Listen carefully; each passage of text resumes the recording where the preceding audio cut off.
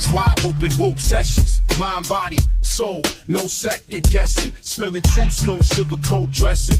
Wisdom hunting, cash and knowledge blessing. Hands to the streets, wide open the road. Eyes on the prize, ain't no time for jokes, lies and eyes. These days we roll, truth on the mic, destiny and vote. Hands to the streets, wide open.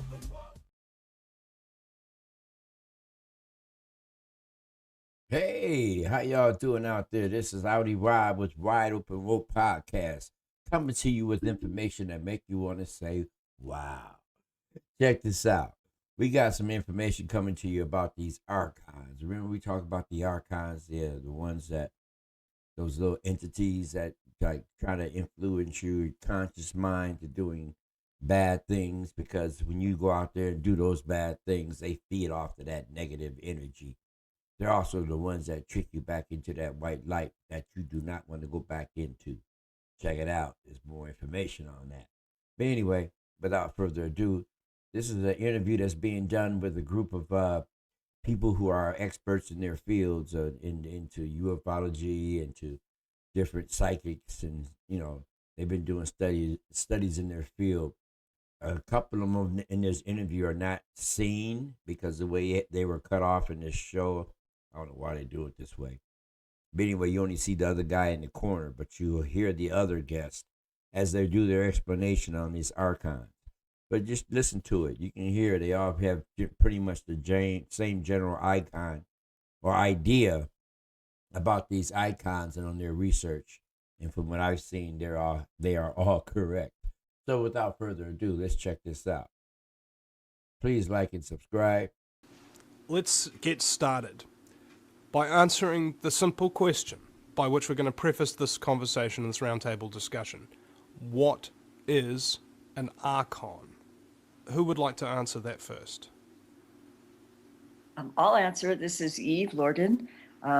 The archon is actually originally a notation found in the Nag Hammadi library tractates of the Gnostic literature, which are rulers of some sort that interfere with humanity. They're actually part of Sophia, who is the eon who plunged and became our living planet. But the archons are notorious for copycatting and interfering and mind parasiting humans in such a way that they cause us to deviate from our divine potential and get stuck on religious ideology, which really throws us off. So really one of the main, signatures of the archons is religious ideology and certain kinds of mind patterns. So this is really apparent in psychopaths, and what I see with what I call the hosted and possessed or partially possessed individuals that do energy vampirism. So that's really a short end of it. So maybe somebody else might have a comment about what their view is on archons. Robert, I'd like to hear what your take is on this. Sure. I have an article with photographs of one specific type of archon that seems to be misidentified by other researchers in the field. They said specifically there was one that was reptilian and another one that looked like an amoeba, like an embryo. It actually looks more like an amoeba to me, at least the pictures that I have. So if you go to unicusmagazine.com and click on articles, it'll be the second link down, and it says Meet Our Covert Controllers, the Archons.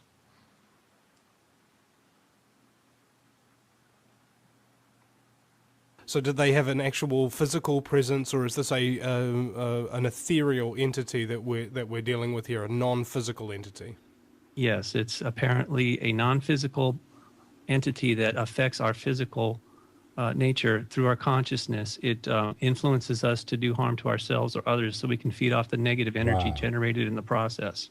So it actually has a sort of like a nutritional requirement in that regard. It needs negative energy to survive, whereas that's the antithesis to humanity, who needs positive energy to survive, correct? Right. It's parasitic. It is a parasite amoebas are technically considered a parasite, a genus of parasite. And just briefly, I wanted to share something with you I found recently, which actually confirms what I've suspected for a while, is Sir Fred Hoyle. He was an astronomer, astrophysicist at the Royal Astronomical Society. In 1971, he said that human beings are simply pawns in the game of alien minds that control our every move. They're everywhere in the sky and on the sea and in the earth. It's not an alien intelligence from another planet. It's actually from another universe, which entered ours at the very beginning and has been controlling all that has happened since. So I don't think I've been saying they're not from here, and they're just trying to survive. So this is why they do what they do, and they're becoming exposed more and more as we talk about this and show the pictures of them. It's really apparent that evil is an infection that is affecting a lot of people, obviously, and that's why we're having this conversation. Now, one of the discussions we had with psychopaths yesterday is that they all agreed, the panelists agreed, that this is this is capable of infecting people. Now, I wondered, and this is my question: is the physical presence of an Archon required for the infection? Or is it possible that it can be digitally transcribed? An Archon could be a radio show host or something of that nature and actually infect its audience. Well, a lot of people, and including extraterrestrials, are infected, whether they know it or not, and therefore they are affecting people around them. You see, so even if some of these amoeba-like entities attach themselves, let's just say to me, then I can in turn have an effect on people around me, which causes them to generate, like I said, I'm either hurting myself or others around me, and that generates the food that they feed off. The movie The Matrix was probably the best metaphor for what's going on here. And like I said, these things probably came, in my opinion, came from outside our universe, and once they got here, they had to survive. So they figured a way to feed off of negative energy generated by us. Yeah, there's a picture of one. That's an infrared picture from the 1950s, I believe. Infrared. Yeah. Well, I'm putting these pictures back on the television. Those in the radio audience, unfortunately, you won't be able to see what we're looking at here. But essentially, what we are viewing is, as you said, it looks like a sort of a floating bacteria in the background. How exactly does it attach? Because this would imply that it actually is not just a non-physical entity, that it actually does have a physical presence. And all physical entities, as far as I know, have they have nutritional requirements or environmental factors. Like, do you know what their weaknesses are? Would they be poisoned by arsenic like we would, or would they be poisoned by cyanide or something of that nature? Or are these things considered nutrients to these creatures? Not that I know of. Like I said, as far as I know, all they feed off of is negative energy coming out of our body in the form of a specific frequency of light. Our bodies are constantly emitting light. The DNA actually emits light. But when we're damaged or traumatized, we actually emit a different frequency of light. I guess William Reich was familiar with this, and so he called it orgon or DOR. So he's delineated between one very positive symbiotic energy as opposed to a very negative parasitic energy that these things seem to be attracted to. So William Reich was using these cloudbusters this is when these things started to show up, and apparently, they don't like positive energy, obviously laughter. They don't like laughter, any kind of happy, positive emotions. They really don't like that at all, and they really don't want to be exposed either, by the way. Does it hurt them? Well, I don't know if they have feelings in that regard. I think it scares them because they're really just on a survival mode, in my opinion. They don't belong here. The creator of this universe didn't actually create them. They just found a way into this universe and started to spread the infection. And actually, there's a lot of the destruction and the insanity that followed was, there was no immunity to it. People in this universe really had never seen anything like that before. So it took quite a while before they started to actually take action and protect themselves and start to rehabilitate this universe and the various all the life forms in it. Cameron, what's your take on this? Well, to answer your question in a little more detail about their nutrient needs, they do feed on energy. They're in a plane or an energetic density that's slightly more refined than ours. But when you're in that density, you still have a perceived physicality. So you can interact with these beings, for instance, in your dream state. And often many people do, they just aren't aware of what's going on. And so what feeds them is our energy. Often fear is their most preferred food source because when we're afraid, we're literally leaking our power, and we're usually giving that power to someone else. So that gives them a bit of dominance over us. Can I perform an analogy here? I presume you're familiar with sun gazing. There's certain people who are capable of staring into the sun, usually in the morning when it's not quite strong enough, and the amount of photons that come through the iris are actually capable of sending an electric charge along the optic nerve and indeed fuel the body without the need for ingesting and converting liquids or foods. And so, in essence, they survive via the emission of light. And is this precisely the same mechanism, perhaps a little bit different, that the Archons survive on, the emission of the light of fear or something of that nature? Is there some form of prism-type spectrum, like in Pollyanna crystals or something like that? You know, you shoot a emotion through a crystal and it'll come out with certain things because... Who was that Japanese scientist? I forget his name. Emoto. Yeah. So he's proven that just an emotion can actually have an effect on the crystalline structure of water. What do you say to all of that? Well, yes, that's definitely, those are all aspects of it. Now, the key thing is that these beings actually harvest this energy and they process it even to remove any purity, not impurity, but purity that might still be within that energy that you emitted, that we've emitted. And essentially they treat humanity, they treat all third density life like we are as their cattle, as their food source.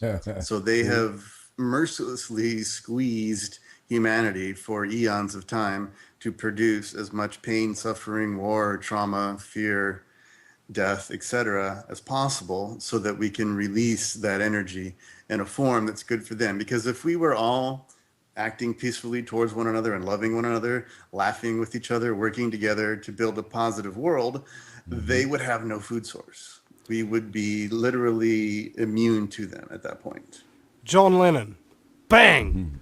Martin Luther King, bang! This is what we're talking about, isn't it? Correct. Yes. And they all said together, live together peacefully in harmony and love one another, and that's why they've been killed. Right, because that goes against what their food production needs are. They need us to be killing each other, fighting with each other. Okay. Or just generally irritated, like we see the media is constantly doing to us right here in the States right now. It's just horrendous, but and it's constant too. All right. Well, we're constantly surrounded by what appears to be stupidity, and stupidity itself, just in and of itself, is not enough good an explanation for me, because it's too well organized to come together by accident. We'll be right back after the break at the Vinnie Eastwood Show. Doc. Yeah, so, wow. Yes, that's how they do it. They keep it distracted. They infiltrate your mind for the ones who's been giving their power away, and they infiltrate everything around you, and they manipulate you into doing things, and let it be negative energy. Because a lot of people are into negative energy, low vibrations, and they feed on that. So, yeah, that was just a little brief insert I want to give out about those archons. I'm not going to make this long drawn out right now, but anyway, just give you a little bit of information, just to let y'all know there's some things that's coming. Make sure you get your generators for your place. Get a generator. Make sure you get some cash.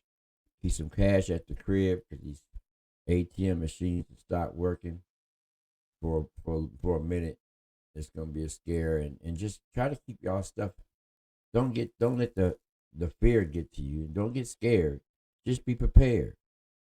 Remember, don't be scared. Just be prepared. Okay? This is Audi Ride with Wide Open Road Podcast, coming to you with information that make you want to say, wow. All right, y'all. I'm out of here. Where's my intro? Peace. Blast wide open woke sessions. Mind, body, soul, no second guessing. Spilling truths, no sugarcoat dressing. wisdom hunting, cash and knowledge blessing. Here's to the streets, wide open the road, eyes on the prize. Ain't no time for jokes, lies, and highs. These days we roll, truth on the mic, destiny and vote. Here's to the streets, wide open.